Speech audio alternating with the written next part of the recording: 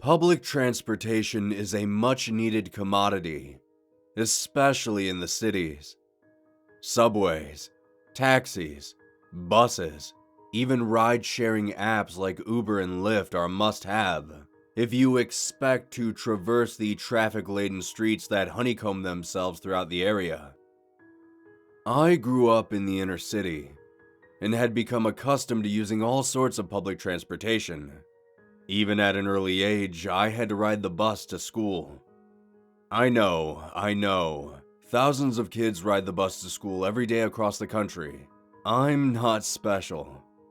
I'm just trying to make a point that I've been using alternative means of travel for as long as I can remember. As I grew older, the need to use the transit system never diminished. If anything, my need for it only increased. I had gotten an apartment on the edge of the city in the middle of suburbia. My job, however, was located in the heart of downtown. I had been saving up for months to get my own mode of transportation, but for me, money always seemed to be there one moment, then gone the next. At first, I would use Uber almost every day to work and back, but those daily trips were quickly putting a strain on my meager income. I eventually decided my best course of action was to acquire a bus pass. After purchasing one, I began my routine of riding the bus to work every single day. In the beginning, I kept to myself, quietly shrinking myself into one of the seats away from everyone else. Like a lot of people, I had heard many horror stories involving the public bus systems. I didn't want to be the one to raise the ire of any other passengers. For months this continued. I'd plug in my headphones, find an empty seat, and lean up against the window trying not to draw the attention of anyone. For the most part, the rides were uneventful. I'd get on, journey the distance to my job, depart, work, then wait for one in the evening to take me home. There are 3 incidents that stick out in my mind while I was on the bus. The first one happened shortly after I started using the bus. A drunken man stumbled onto the bus. Before I ever laid eyes on him, the scent of liquor filled the confined space. He moseyed up and down the narrow aisle a few times before stopping.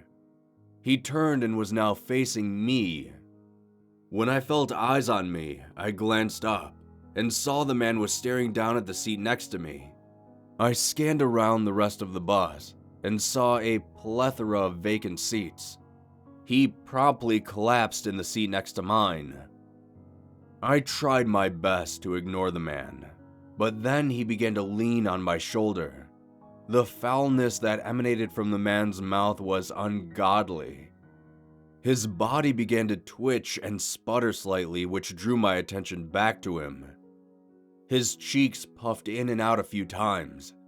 I knew what was coming. Without batting an eye, I jumped up out of my seat and climbed to the empty row directly behind me. The man's mouth exploded all over the seat I had previously been sitting in. The collective outcry of the passengers caused the driver to immediately stop the bus. We were all forced to exit and had to wait for a new bus to arrive to pick us up. When the new bus showed up, I watched as that man drunkenly saunter off down the road. The second incident that comes to mind happened a bit more recently. I was sitting in the back on my way home from work when these 2 men had gotten into an argument over something. I honestly wasn't paying a whole lot of attention. It wasn't until the raised voices drew my attention to the 2 men standing against one another.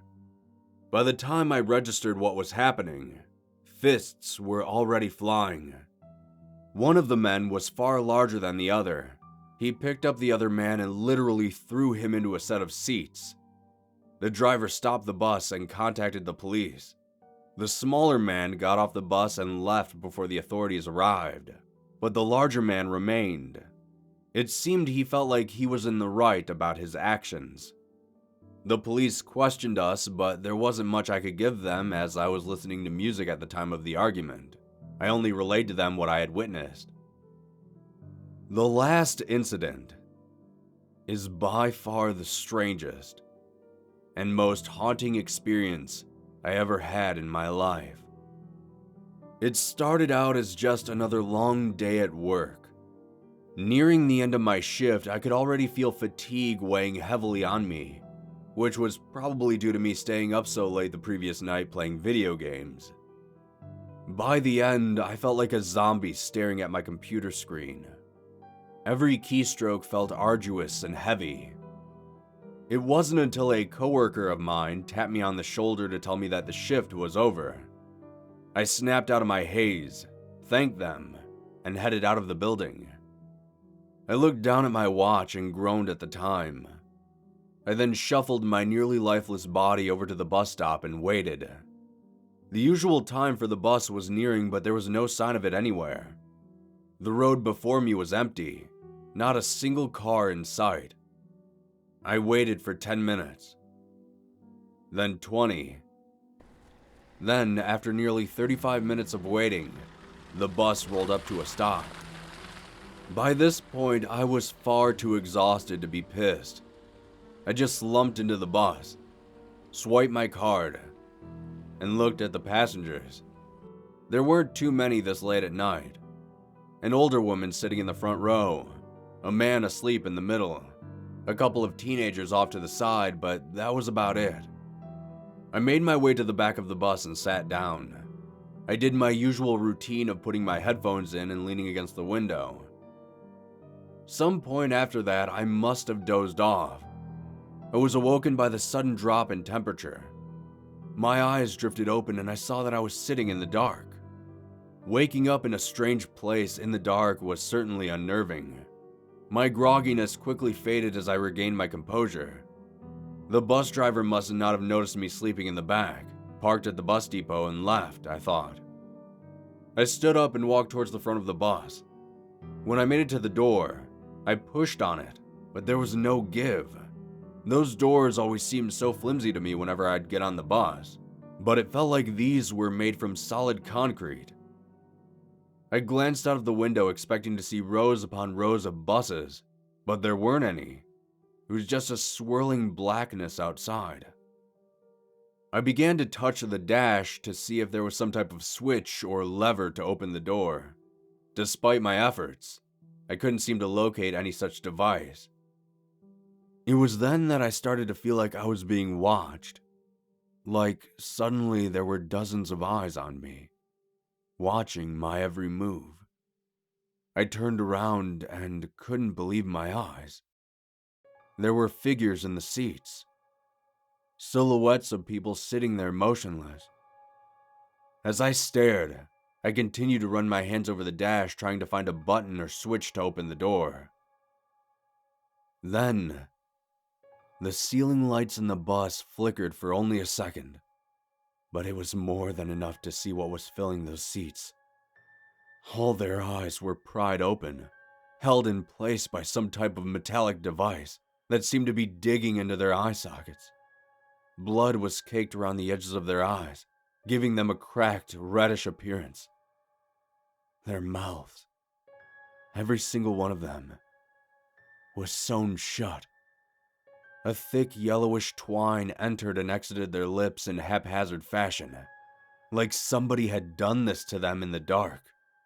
Their clothes were torn to rags, some bloodied, some just dirty and disheveled, but all seemed to be ripped in some way. I'll never forget their stares. All of them had their wide eyes set upon me. When the light flickered out, I turned and immediately began kicking the door as hard as I could. It felt like I was kicking a brick wall. The light flickered again, and I glanced back. They were all standing now. I could feel sweat dripping into my eyes, stinging them as I kicked over and over again. The light again. Some were standing in the aisle. I began throwing my shoulder into the door repeatedly. I was screaming for anyone to let me out, though it seemed like my voice wouldn't carry past the thin metal frame. The light flickered for the last time, and I felt a hand on my shoulder. I turned to look back and saw two enormous, bloodshot eyes staring into mine. It was one of the passengers. He clutched a large rusted needle that had been threaded with old twine in his right hand. He was bringing it closer to my face when the lights cut out again.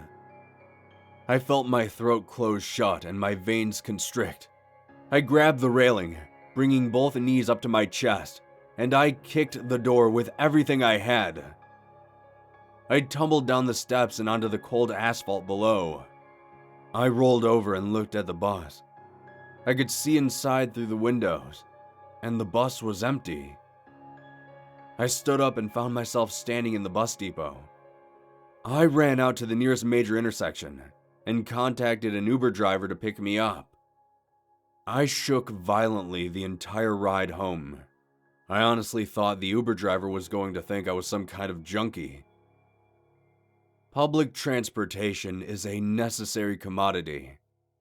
But ever since then, every single time I see a bus pass by at night, I see them, dozens of them, staring at me from the windows with those wide, angry, pain-filled eyes.